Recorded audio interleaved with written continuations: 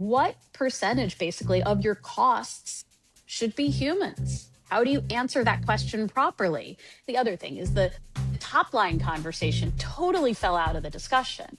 It's all bottom line. It's all, kind of cut, cut, cut, cut, cut.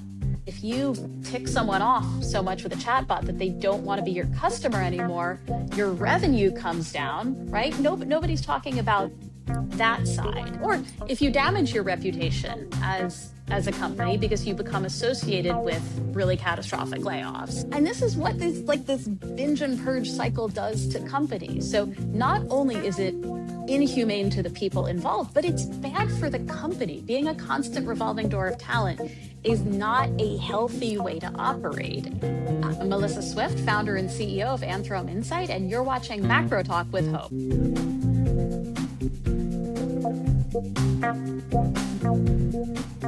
Melissa Swift, we are taping an emergency episode of Macro Talk because there have been quite a few headlines around layoffs related to AI. I think the challenges for workers, even if the AI isn't quote unquote replacing them right now, the fact that companies are reallocating resources to this new technology and transformation, to me, the distinction doesn't matter because they're still losing their jobs at the end of the day. If you think about it, if these layoffs are economically driven, and I truly, truly believe they are. I mean, if you look at things like the data about the inverse correlation between interest rates and employment, for example, right? There are plenty of good economic reasons why we're going through a round of layoffs. I mean, you and I have lived through how many of these in our lifetimes? But the distinction is if it's a cyclical thing that's happening, then okay, the economy gets better and it gets worse and you get a job again. If it's a secular change, and that's how this is being positioned, is that because of what's going on with AI, you may never work again. That's the scariest edge of the message. I think that's what's throwing people off. And I think it's an inappropriate message. I think there's a long history of technologies ultimately creating more jobs. And I also think, honestly, companies always find things to spend money on that's not people. For example, think about the great craze for elaborate corporate headquarters in the 80s, these campuses and all these big things. And at that point, they were spending money on like a lake instead of people. But it wasn't that the lake could do their jobs. It was just they found some other priority. And that's the interesting dynamic of what percentage basically of your costs should be humans. How do you answer that question properly? And we're watching some of these industries really just gyrate on the answer to that. Yeah, I mean, everything is explainable, but the end worker who is not able to bring home a paycheck or not able to see prospects, they don't care sort of what the reason is. You know this. And I think one of the trickiest things about reporting on this is that I also understand sort of the nuance, but I also see the pain and the despair that a lot of people are feeling, the backlash that we have seen translate into, violence and attacks on business leaders. I mean, something's got to give here. And I don't see right now necessarily a bridge to ease these fears because of all of these layoffs. And let's just go to what Meta was saying. Meta is planning to lay off 10% of its workforce, about 8,000 employees beginning next month, but they will also scrap plans to fill about 6,000 roles because they want to reshuffle towards generative AI. To me, that reads secular. Here's the thing about open roles. Open roles is a dirty little secret that companies have. Companies have had so many open roles for so long. You might think kind of just a logical reaction to that would be, well, if the role sits open for more than X amount of time, maybe you don't need that job. To me, it's a bit of a tell for companies are not good at this thing of taking, here's our overall business strategy, here's our workforce strategy, and here's how it translates into jobs that people should do, or technology should do, anyone should do. There's this mistranslation of getting down to the day-to-day work from the strategy up here. Open roles are a good signal of that. So when they say they're canceling open roles, like, okay, no one's harmed. No harm, no foul, right? That nobody was taking those jobs anyway. All good. I think also their strategic pivot also has to do with they've made some choices like the metaverse that just from a business perspective haven't panned out. And that's not a tell about the overall economy. That's a statement about their business choices. If you're Roblox, right, the metaverse worked out great for you. If you're Meta, it didn't.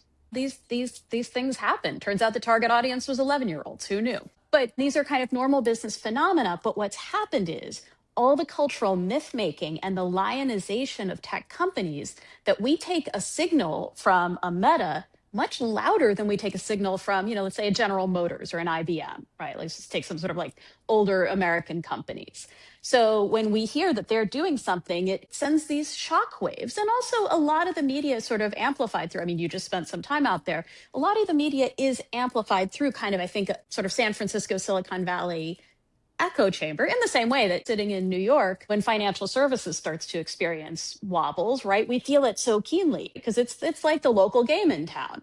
So we have to account for some of that as well and say, if you're the average American doing knowledge work, you shouldn't necessarily look at meta cuts as a harbinger of your particular future because there's some real specificity there. Let's talk more about that because when I've brought this up to other folks who, a mix of them are mostly in software, they point to the stock market and they say, look, like the Max 7 is really a big part of what's driving the value in the economy, like through the stock market. They look at how profitable they are. And so I think the reason they are maybe, I don't want to say over amplified, but they are that they have an outsized that there's outsized coverage of them is for that reason. And I think the other reason people look at this is because they say, well, if they are setting the precedent at that level, they are giving cover to CEOs down the chain in size and maturity to do the same things. So how do you look at that perspective on what's going on and the consequences that people are afraid of? Well, I would say impact on your 401k versus impact on your job, right? So absolutely. Are these the whales of the stock market? Yes. Might that hit your 401k hard or your personal investments? Absolutely. Do they have an impact on a certain group of companies? Yeah, they do. They're influential within a certain circle. I think it's just interesting to think about the fact that, most Americans work for fairly small companies that are well outside the sphere of these giants, and that there are also, giant companies like, Home Depot comes to mind that employ huge, vast numbers of people and are not in this conversation at all. So I think it's important to kind of parse out again the psychology of kind of like the fear cycle keeps amping up and amping up. And I think folks need to look at, okay, the specifics of my situation. What can I personally lean in on that's going to make me more resilient, regardless of what my employer decides, right? Can I really hone in on what makes me great at my job, what makes me great at my work? And, if you need to have your resume ready, it's the self-knowledge element more than looking at what the tech giants are doing. I think for a lot of people, it's hard to ignore, maybe because our industry makes it impossible to do so when we put the headlines up there. I always ask this question in every interview of like, what can the media do better? What can journalists do better when it comes to framing this story? And what is our role in maybe this fear cycle that you just mentioned? I think the key is context, right? So, okay, a layoff happens, right? What percentage of the workforce is it? And okay, good. There was actually good on the meta stuff. Okay, it's 10% of the workforce. That's meaningful, right? That's very But also, meaningful. that's super meaningful. But also things like what percentage of their workforce was hired in the last 2 years? So there's a whole chain that leads to layoffs, and it starts with hiring people. And we never talk about kind of this left-hand side that if you say, okay, they just laid off 10% of their workforce, but they doubled in size in the last 2 years. I don't think that's true of Meta, but I'm just giving that as an example. Then you'd say, okay, well, bigger changes going on over there. And I do think, by the way, that companies should be held more accountable for cycles of binge hiring. So in consulting, we're horribly guilty of this. We binge hire and then we lay people off. And I always analogize it to a balloon. If you were going to inflate and deflate a balloon over and over and over, the walls of the balloon get really weak. And eventually you just don't even have an operable balloon. And this is what this binge and purge cycle does to companies. So not only is it inhumane to the people involved, but it's bad for the company. Being a constant revolving door of talent is not a healthy way to operate. I do think that, again, and that means looking at not just over here where things have gone bad, but in the good times, saying we are going to hire in a more balanced and thoughtful way. And we're going to really think about what is a job that might be pivotable or resilient through different economic cycles, as opposed to like, what's a hot job of the moment? Because the other interesting glitch is if something is truly a hot job, right? Like all the new AI jobs right exactly now, you pay a premium for the first 18 months of that role. So companies are overspending over here during the binge hiring, and that's part of what's causing the dramatic cuts on the back end. So again, it's like, don't, eat so much here and don't throw up so much here. Just be normal. It also sounds like you're saying that companies should do better in contextualizing their own layoffs, because if they're not giving us all of the details, and like they don't have to, right? But I do think that that's why we write the headlines based on what are the facts that we know to be true, that they have been out there talking about AI efficiencies and it's a priority. And so we're left to piece together the story. But is that what I'm hearing that you're saying, that companies should do better about explaining exactly where the cuts are coming from, because otherwise they're also just feeding this fear cycle? To the extent that it's possible, I do think sort of better explanatory information helps. I think another thing that doesn't help, honestly, is that a lot of companies quietly lay people off all the time. So what you see in the headlines are, so-and-so just laid off X thousand people, but there are companies that just quietly do layoffs every year and you never hear about it. But it's absolutely a thing that happens. Some of that, it creates a dynamic in sort of discussions of workforces where you think layoffs only happen, that are the big ones you hear about. But in reality, talent is coming in the door and talent is going out the door. It's kind of a thing that happens, and it could be managed a lot better. But we lack the sort of the broader context also because of all the stuff that goes on behind closed doors, effectively.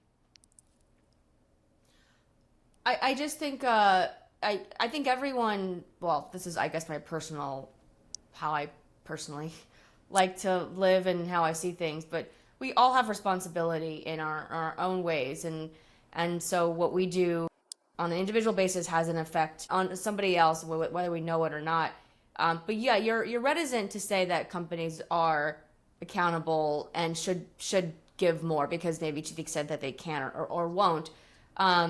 But I just think that when we saw the attack on Sam Altman's house and the local shooting in Indianapolis of a council person who voted for a data center, like, it doesn't have to get to that point.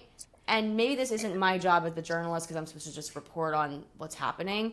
But I do feel like a responsibility to be the translator on both sides. And so I think that's why I keep pushing on this question. And I think I'm trying to send this message to the folks in media, but also to these companies, of being clearer with it and not AI washing, as happens a lot of times with companies that want to boost their valuations. Am I totally naive in thinking that things will change on this spectrum? Like, what will it take for companies to wake up and be a little bit better in revealing some of the more nuanced details of their labor? Some of it is we have to change the view of, to your point about accountability, which I actually I agree with, but we have to change the view of what constitutes a bad outcome. So I'll give you an example from history, right? In the early Industrial Revolution, people used to get killed at work all the time. I mean, that sounds super gruesome, but like dumb industrial accidents, factories catching on fire. Like, I've read a lot about the history of this, and it's worse than you would think. It's just really bad. And eventually we had this change in sentiment, which now sounds perfectly intuitive to us now, to say, okay, you know what? It's not acceptable to die on the job, right? We are seriously going for like a zero death rate. This is a thing we're going for. And now to modern ears, that's absurd. Like, of course, we don't want people to die on the job. Okay, where do we progress that now? If we were to say, we believe that layoffs, let's say over a certain threshold, right? Let's say a certain percentage of the company, a certain number of people at once, we think that's actually an unacceptable outcome. We think people losing their jobs, losing their livelihoods, that is not okay. What are all the things we would do differently down the chain from that? So similar to all the safety regulations that got enacted, what would we do differently? Would we cap, hiring cycles? Would we require more of hiring managers to get a rec for a job? There are all these kind of banal things that you can do. Once you say an outcome is unacceptable, then you change the whole system behind it. And that I'm hopeful that that's what we'll drive toward. We had a bit of that sentiment in the 80s and 90s when some of these big plant closures, right, completely, wrecked particular American towns, especially in the Midwest. And there were some labor laws that got passed about, okay, if you're going to lay off more than whatever percentage of your workforce in a particular area, you kind of got to jump through all these hoops before you do that. I think we need to potentially push further on that front. But what I'm describing is public-private partnership and to some extent regulatory. And that's where kind of the change in workplace safety came from. And then if we say the new frontier for workplace safety is actually a certain level of job security within bounds. The economy is going to change and companies may have economic headwinds, whatever, but within a certain bounds, we think mega layoffs are just inhumane, then you change a lot of stuff kind of leading up to that. And that's what I would be hopeful for. It's kind of like the boring tweaks that we made all the boring tweaks. It's like with your car, like, oh, this light came on and I'm going to fix it. And that light came on and I'm going to fix it. Versus if you ignored all the warning lights on the dashboard and then you crash your car, that's what these layoffs are to me. Well, who is responsible for making that call? I mean, I don't think that you will hear that message inside of Silicon Valley, which is pushing harder and faster every single day. And they actually take the opposite, which is that there's so much extra work that doesn't need to be done and can be automated. So actually, the more humane thing is actually to free people up from all of that so they can do like fun things in life where I'm like, but you can't do anything fun in life if you don't have a job. So you don't have a job. and Yeah. we also know regulation is so slow. So who should be that entity? What entity should it be if it's not going to be coming from the builders themselves, if it's not going to take effect quickly enough, maybe in Congress? I think that's why workers are lashing out, and it's scary. But in the ideal scenario in your mind, how would this come together? Well, I think, and I do see like encouraging signs sometimes in my client work that not every organization thinks this way. And not every organization has this kind of belief that there's a fundamental myth here that technology is easier to manage than people. And I think that's at the heart of some of this carnage is we're going to replace these hard to manage, expensive people with this inexpensive, easy to manage technology. And you're already seeing, I was just watching like a YouTube short where this guy was saying what token costs look like. You think this stuff is so cheap? You think this tech is so cheap? Let me tell you why it's not. That, if you're spending thousands in tokens a day and what you would pay a human worker like $100 for, okay, the economics are totally upside down. You didn't actually save any money and a human lost their job. Good work. So we have to turn that myth over. But I also think people will, at a certain point, vote with their feet, so to speak.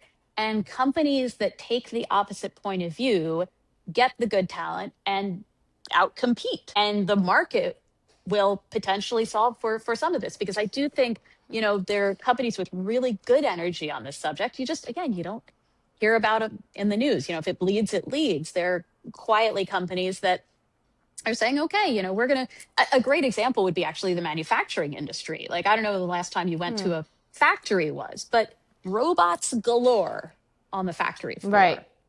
Right. But they've figured out a way for humans and robots to work together, right-sized workforces. You don't see these giant layoffs, and you literally have physical robots doing what used to be human work. But they figured out how to make it work. So, and you don't see them in the news. And so that gives me some hope. I think part of what we're seeing is an industry where companies are just a different maturity point. What do you think the job of the news media is now when it comes to this particular part of the transition between the development of AI going on and whatever end state it ends up stabilizing? I think some of it is ask different questions. So give me a particular role that you cut and show me exactly how AI does that job with no disruption, at genuinely reduced costs and no disruption to your customer. Because that's the other thing. You see some of these, it's great efficiency. We put in a chat bot and we laid off all our customer service representatives. If you're a customer and you've had to deal with this, right? So I would give the example of my veterinarian implemented a chat bot to take all calls. Right? When you first call in, the first person you talk to is a chatbot. Great efficiency. When my dog was really sick last year, you know what I really didn't appreciate? That chatbot. Eventually, like if you have a competing veterinary chain with no chatbot, we guarantee you, and customers will actually pay a premium at this point sometimes to speak to and interact with humans. But that's the other piece is I think it's incumbent upon the media to look at the kind of holistic universe of what happens when we put AI into work and really understand some of the positives and negatives. I mean, another example would be I've been involved in this very robust LinkedIn conversation across multiple posts of how AI is good sometimes with first drafts, but really struggles with iterating to a final good result. And if you made decisions about people's jobs based on that first draft without actually understanding the fact that the technology right now doesn't necessarily iterate so well, then the whole narrative starts to fall apart. In some ways, it's funny because the companies have almost done AI a disservice. That it's an amazing emerging technology, but talking about it like this kind of Darth Vader gonna blow up your home planet thing is actually impeding what I think could be constructive human technological partnership. But it's like part of their marketing, right? People have observed this in the past already, with like all of these proclamations where the CEO of like Anthropic comes out and says that there could be dramatic job loss for knowledge workers and unemployment rates could go very high because of AI. On the one hand, thanks for the warning, but also it is a marketing tool to say that it's so good. Our stuff is so good that this might be the case. People are so savvy now, consumers and workers, like they're reading things differently than they did 10 years ago. But I think where I'm going with this is that same thread of responsibility. And I love that you brought up the token cost thing, because I don't think that people appreciate what it actually requires to make these things run, to gain the efficiencies while you're laying off people. And I don't know like what the quote unquote good outcomes are at this point, but it's also, I think, a question that no one wants to kind of answer because they know that they're going to continue just to balloon for a while. You and I were going back on text message with before we got on this, and I still want to kind of push back on it, is this idea that like AI hasn't quote unquote replaced people yet. And I know we talked about it at the beginning of this talk too, but I just think that if you are moving money away from salaries and into AI, that essentially is a replacement of that person right now. And that it's something that we should be speaking about more clearly, and that saying anything otherwise is just isn't true in my mind. I think the flaw in your reasoning, which I think is correct on like a stylized basis, is that it assumes a coherent financial process within organizations where on, let's say, a day-to-day, quarter-to-quarter, year-to-year basis, that executives are actually looking at a pie chart of where they spend money and then looking at spend versus impact. That's what they should be doing. Nobody's doing that. It is within most organizations, even fairly financially sophisticated ones, pretty incoherent in terms of ascribing people versus technology all the way down to the bottom line, all the way down to actual impact on a top line and bottom line. That's the other thing, is the top line conversation totally fell out of the discussion, that it's all bottom line. It's all, kind of cut. And again, like my vet example, if you tick someone off so much with a chatbot that they don't want to be your customer anymore, your revenue comes down. Nobody's talking about that side. Or if you damage your reputation as a company because you become associated with really catastrophic layoffs. And this is fine line that companies are walking right now in terms of brand impact. I want to have this discussion with you because I'm channeling all the fear and sadness and anger and despair on one side of my feed with watching the excitement and go on the other side. And I don't disagree with you on the framing that when you look at how AI has been framed now, it's about boosting the bottom line versus what could be happening on the top line, a subtraction of the top line. And you see this reflected actually in some recent data from LinkedIn where they looked at the top functions of growth for people who are looking to hire. And it's actually in sales and in business development. So I think this speaks directly to what you're saying is that companies are also on the lookout for new opportunities and to grow that top line. So I think that juxtaposition is definitely not one that I've heard enough. And I guess when you say, the flaw in when I was making the direct connection of not understanding where some of the dollars are and not, I think it's easy for anyone to make that leap, right? They see Meta spending billions of dollars on like a new hire, acquiring his company, and then simultaneously laying off people. And yes, they made some bad bets on just Meta specifically on the metaverse and all of that. But that's just where the mind goes to. We're not thinking the CFO is managing all the stuff and maybe it's not the best. So I guess in the interim, when we see these new layoff announcements come out, what lens should we use to decipher what's real and what's maybe a little bit of AI washing?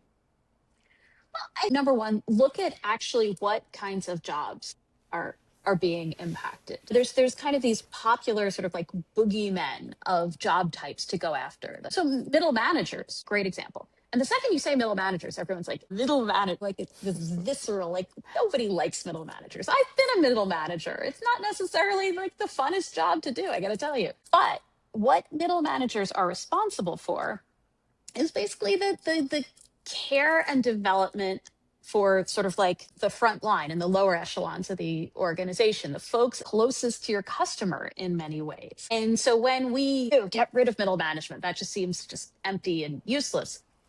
You get increasingly large spans of control. So the few middle managers that are left have teams of, 15 or 20 people. And then we have this leadership skills crisis. Oh my God, why is everybody such a terrible leader? Nobody's a good leader managing too many people, right? It's a completely intuitive point, and it's a great example of pointing the finger at the individual when you should be pointing the finger at the system.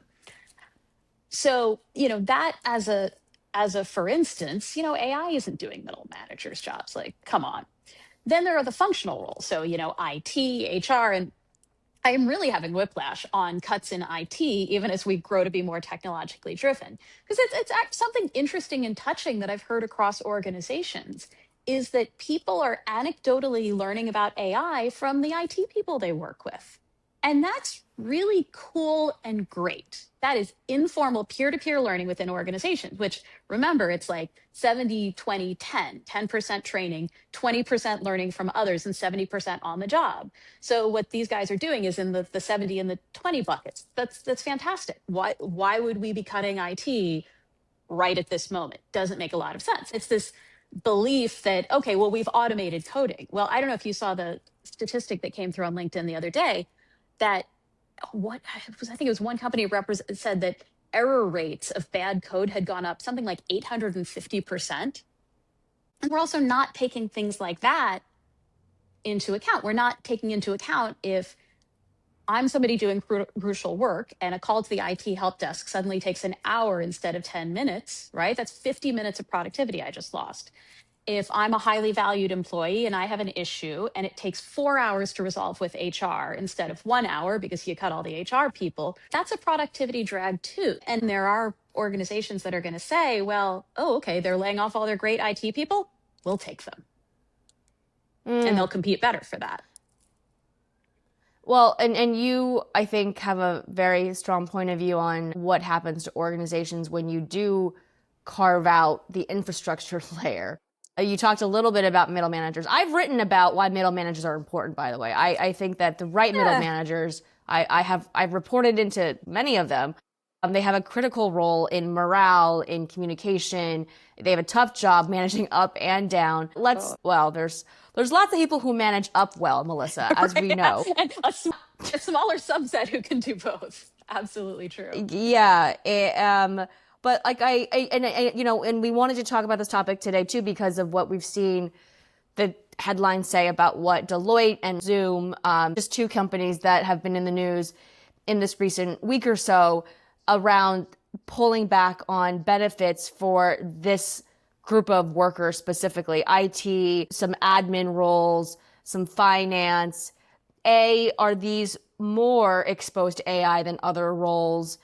B, what we're also hearing is that maybe they have looked at the benefits use and maybe they're feeling like if it's not being used, we take it away. So go through with me those areas of the impact and if it's coming from the AI side, but also again, if we see companies carving out benefits and tiering people and like we've already been ranked every year. Are you underperformer? Are you meeting expectations? But now there's like further segmentation of workers is what it sounds like people are afraid of hierarchy. The most positive possible interpretation was that they did the kind of analysis you're describing. And they said, okay, look, nobody's using 16 weeks of paternal leave. The average usage is 10. We'll cut it to 10. That's the most positive possible frame. I do think there has long been a dynamic in consulting firms of first class and second class citizens. And if you are not client facing, right, and I've done these roles, I've done both kinds of roles myself. And if you are not client facing, you are just not as important. It's really tricky when that cultural dynamic gets made concretely visible. I think there's another wrinkle in things like cutting parental leave and support for IVF specifically, is that sometimes in consulting, people who would be great client-facing consultants choose internal roles to get off the road so they can have kids. So then there's a double whammy of you took this kind of job so you could have kids, and we're going to take away some of the support for that. Ultimately, I think in the longer run, the winners will be companies that understand that so-called support functions actually fuel the whole organization. I would analogize it too.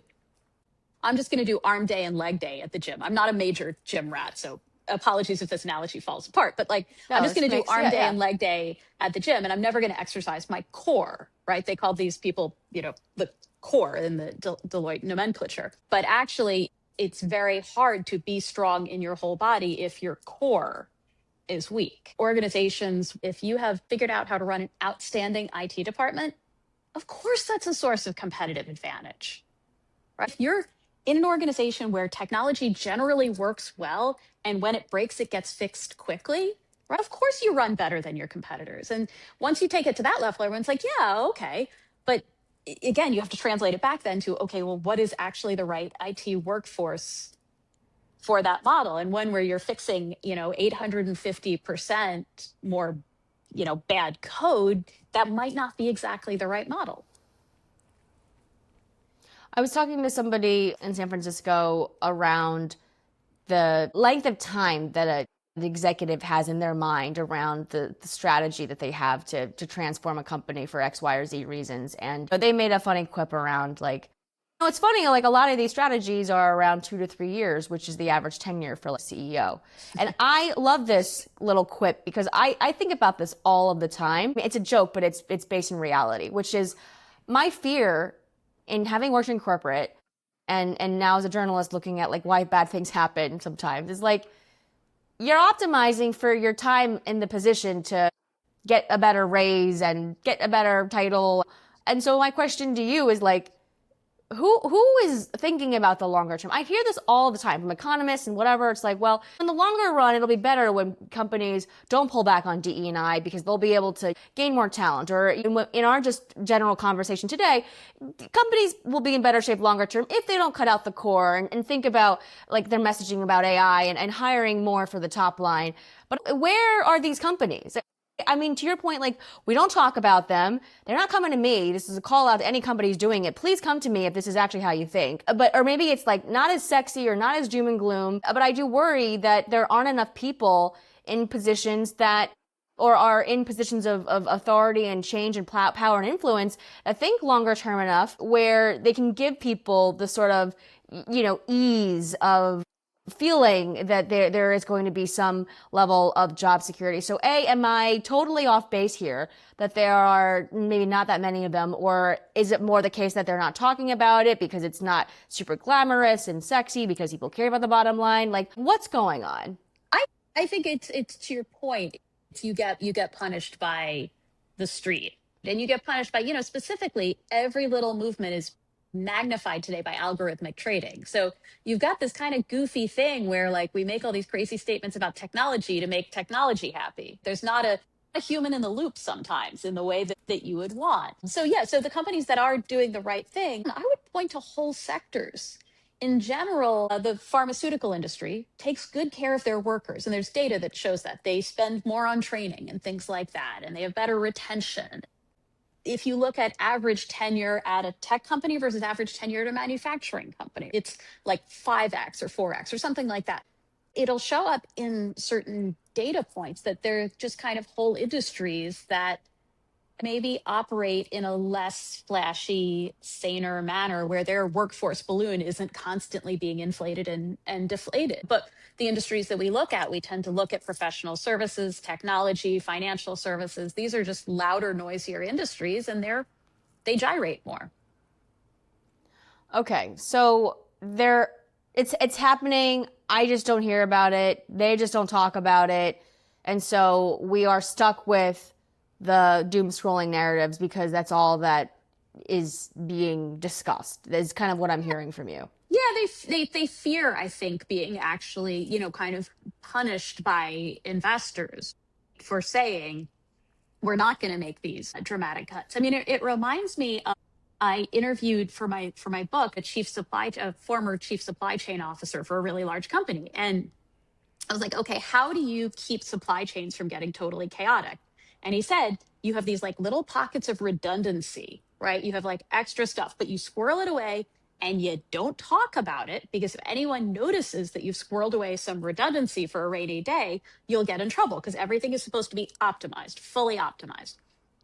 So he's saying you're doing the right thing. You're risk managing your supply chain properly by having like an extra warehouse over here and an extra truck over here and extra computing capability for when you have a cyber attack. There's some super modern manifestations of this excess capacity, but can't talk about it.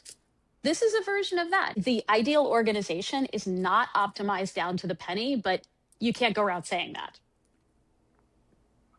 This is a call to companies that have a less interesting relative to the buzzier headlines, I guess. Why wouldn't you want to get into the news, guys, for doing something great and saying that you take care of your employees? Like, what a wild concept. And then to your notion about investors being very punishing of some of this, like, isn't that pretty short-sighted of investors if you're like most people, 401ks and whatever, like looking for long-term? Like, isn't it still kind of aligned to what investors should want long term? Is like you have now the ability to invest in a deeper competitive moat because you're investing in people first still, or prioritizing them.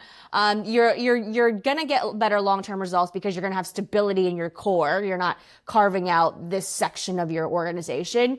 Like, what do investors have to think about differently in this realm? Because I think that question is never really posed. It's always, here's all the workforce, like, content, and then investing is something else. The whole point of, macro talk is like everything actually is all intertwined, and we've got to talk about it, or else we're just missing the whole picture.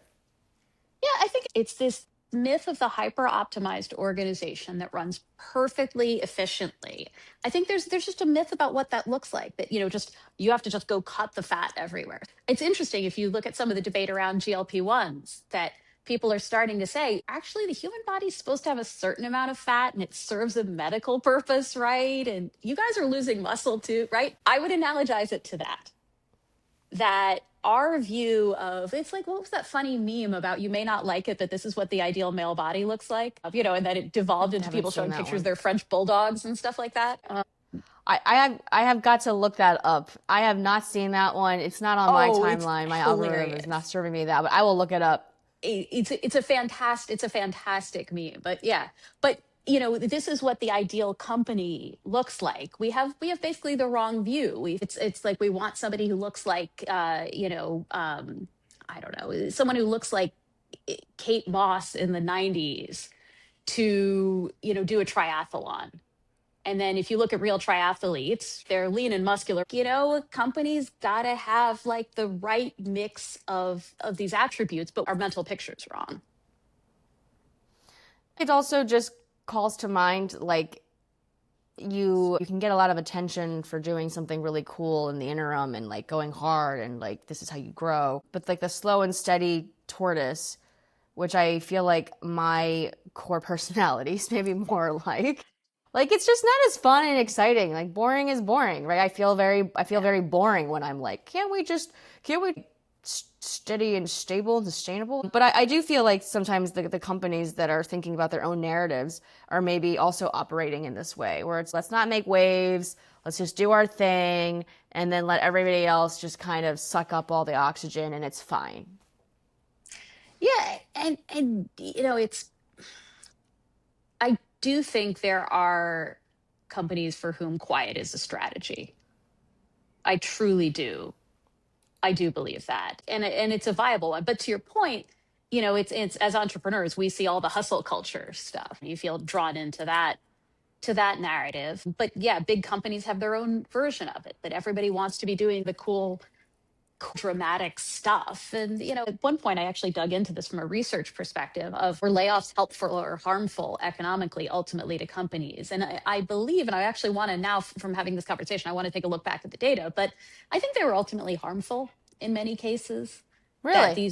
the short-term efficiency, the balloon, like the short-term efficiency gains didn't really strengthen the company. And there's also, I think, a legitimate magnitude question that if you need to lay off, a small percentage of your workforce, that may just be sort of natural. It's horrible for the people impacted, but that may be okay. But you get up to the big numbers and the large percentages, and you're kind of going, this can't possibly be right, or it can't possibly be healthy. Last couple of questions, and just going through some of the comments also on LinkedIn around this. And one of the more kind of distressing stories that have gotten a lot of comments this week is Meta's ability now and desire to actually track keystrokes, mouse clicks of their knowledge workers. There has been a version of this when it comes to their third-party contractors, like moderating content.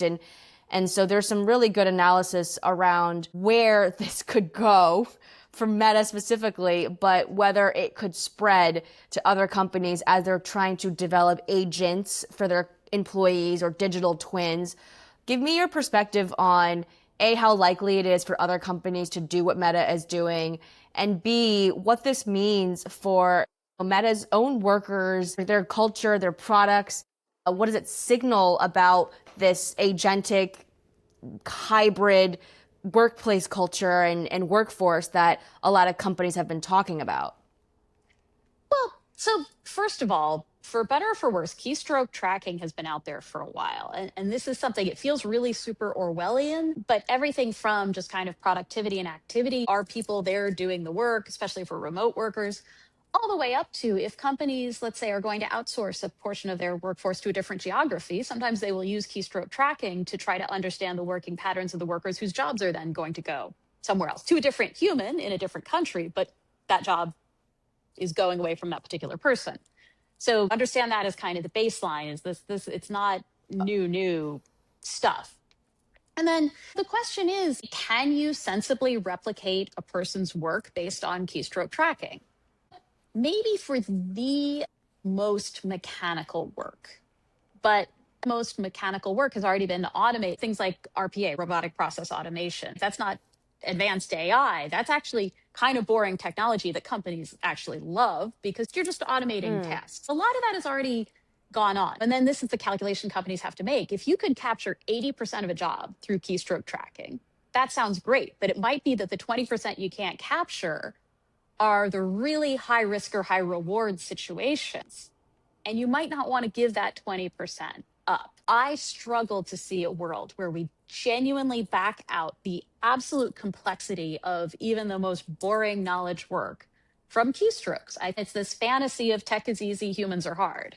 Well, yeah, humans are really hard, and you are not getting how complex the modern work is like a friendship bracelet gone horribly wrong with all of these threads tangled up with each other. And again, I think these technologies are meaningfully underestimating just that horrific level of complexity, but they're also underestimating the frequency of the black swan stuff where you really would want a human, there with eyes on what's going on. I think the other main question that, just as you were talking about this, technology is maybe quote unquote easier than people, reminds me of this conversation that I had with somebody in San Francisco where they said, actually it was somebody here in New York, but who works in the AI space. They said to me, the reason the hype is happening is because the venture capitalists are actually really trying to prove out their value because they spent so much money. Do you agree with that assessment that the hype is being driven by the investors who have put so much money into this and they kind of have to make it happen, make fetch happen? Absolutely. I do think there's an element of that. And I think there's been some the metaverse, I think to some degree, crypto. We've had a few kind of turns with these things that have not gotten as big as they were supposed to get. And so this time everyone is a little bit white knuckle about, okay, we got to make this one work. We spent a ton of money on it. But I think the underlying thread in a few of the comments you've made is just spot on. The cui bono, who benefits? And when you see all of these statements, it's people with a financial stake in it. So are you going to let some company over here that you don't even work for decide your company's future? Or as an individual, are you going to let them decide your future? Or are you, the company, going to take agency and you, the individual, take agency and say, okay, well, you know what? I'm going to really dial in on what makes me amazing at my work and, maybe do things that enable me to let's say my company thinks my role is being taken by AI, whether or not they're right. Let me look at all the other things I could do that use the skills I do have. Like, this is a good moment for people to introspect, honestly, on that, because that's positive and empowering. That's not, sort of an externality is going to wipe me out. It's like, no, I've got my human capability. I believe in it and I'm going to define it better. And it also goes to show, I love that you just casually just dropped Latin. And but yeah, it is a common thread that I always wanted to know. Who is getting the upside, most of the upside here? It just also sounds like, to your point about quiet being a strategy for certain companies, they study, with their hand and thinking.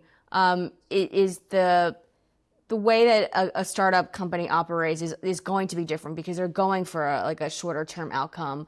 Whereas when you're a longer, Apple and Microsoft, right, crossing 50 years, like that takes a totally different operating style. And so some of it I feel like will mellow out as they mature, unless your end goal was always just to get a quick cash grab, in which case, who cares?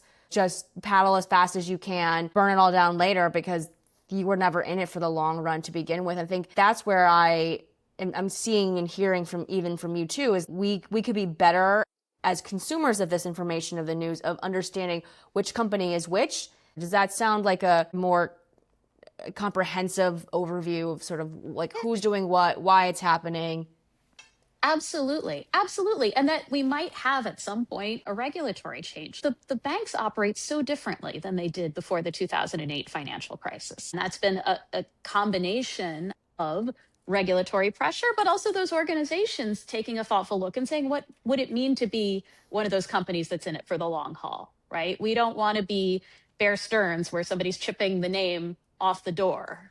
We want to be here in 100 years. And so whole industries can go through change and, maybe that's what's coming for tech. And I think that would actually be a really positive thing because we do have a recent case study in a large scale behavioral pivot for an entire industry with fairly positive results.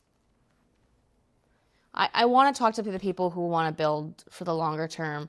We all know that mortality is inevitable for all of us. And so the people who think longer term, I think are interesting to me. Again, that's just my own, I think, where my own core personal values are maybe interfering with my lens of looking at this. I think I have a hard time looking at that churn. Is there anything else that we haven't talked about today with respect to the slew of headlines around these most recent sort of AI-related job cuts and these benefits being rolled back that we haven't talked about today? I think there's one distinction that's interesting, which is kind of cuts due to a current financial exigency in the company versus trying to sort of tighten belts for the future. Because we see a lot of headlines about why did they cut after they were just so profitable? And it's a legitimate question to ask. I don't want to shut down that question. I remember one client saying to me a couple of years ago, our future is a smaller, higher paid workforce. And there is an appeal to that concept of we will employ as many people as we can sensibly take care of. And so I just wanted to kind of put that thought in the conversation too, about if you're looking forward to a certain kind of future, then if you can lay people off humanely and then figure out a way that you are going to operate with a smaller workforce, but do better for that workforce, that's actually a really positive vision. Companies that are doing that should be more clear and vocal about it. That's a great point. I interviewed a CEO who recently came out of stealth with a startup that is focused on the outplacement experience and wanting to bring the cost down of sort of taking care of that transition out of a company. And I said, like, it sounds like it could be a great perk that you could even use to recruit people. Like, hey, you join us, but even if something happens and we can't retain you, we'll still take care of you. Like, that sounds absolutely backwards in some ways. I had a comment in a YouTube video around this where they, that this commenter asked, like, what is in it for the company to invest in something like this? Do you have a good answer for that comment? Why would a company?